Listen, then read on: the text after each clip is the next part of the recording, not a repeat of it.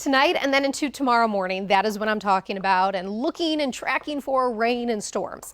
Now, if you have any plans for this evening, you're going to be just fine. Any of that rain will begin well after midnight. In fact, more of the stronger to severe storms, those will be even closer to sunrise. So just plan ahead that you may need some extra time tomorrow morning. You may also be woken up to some thunder even at 4 or 5 a.m. We get to tomorrow afternoon. That's when the rain and the storms will be moving out of here, but then our next weather system starts creeping on in that will bring much colder temperatures, a very strong cold front, and even some light snow to far northwest Oklahoma. I'm talking about Harper County. By this weekend, we are still looking at pretty chilly temperatures. They're normal for us for this time of year. It'll just be feeling much colder than today.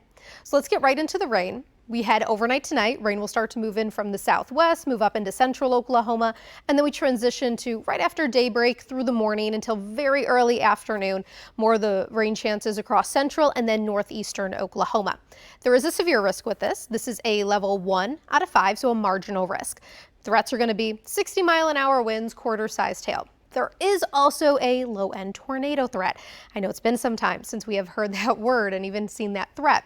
It's a 1, though, on the scale of 1 to 10, so the lowest category it could be. You could see the update, though, showing that 2 out of 10 has been pushed here over to Stillwater, Seminole, over towards Ada. Still a very low risk. The tornado threat is going to be along the line of storms, any of those very quick spin-up tornadoes. You may hear us use the term QLCS, but those spin-ups would give us that very brief, quick tornado threat for a very short amount of time early tomorrow morning. You'll see as we go through our predictor this evening, we're good, and the rain really doesn't start moving in until well after midnight. This is paused at 2 a.m. We get to about 5 a.m. This is when the heavier rain starts to pick up and also that strong to severe storm threat.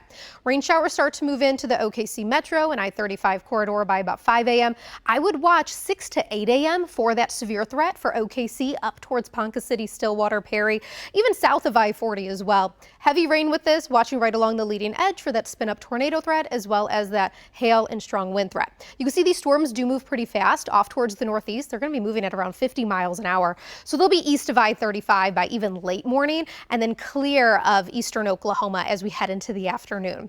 We also have been seeing our rain totals shift a bit farther to the north, so lower totals farther towards southeast Oklahoma, higher amounts of rain towards Bartlesville and over towards Tulsa. After this moves out, we get to Friday, mix of some snow and rain across northwest Oklahoma. No snow for the OKC area though. You'll see on predictor a few flurries out there. Most of the snow will be staying closer towards Beaver and Guyman, and none of that snow makes it down towards I-40. It'll be pretty light too. If anything accumulates northwest Oklahoma towards Buffalo, it'll be more on grassy surfaces. We don't have to worry about any sort of snow or rain for today, like I said. Bit breezy outside, sunny, some clouds, that temperature 57, 59 Stillwater over towards Ponca City. We head into the afternoon, temperatures climb into the 60s, mix of sun and clouds outside. It'll still stay breezy too as we go throughout the day. A lot of upper 60s to near 70, some mid 70s, southern Oklahoma, much warmer than usual for this time of year, and a pretty mild warm overnight into tomorrow morning. That's because of the rain and storms. So temperatures will only be dropping into the upper 50s. Tomorrow, we're still looking at 70s and some 60s out there, slightly cooler to the northwest.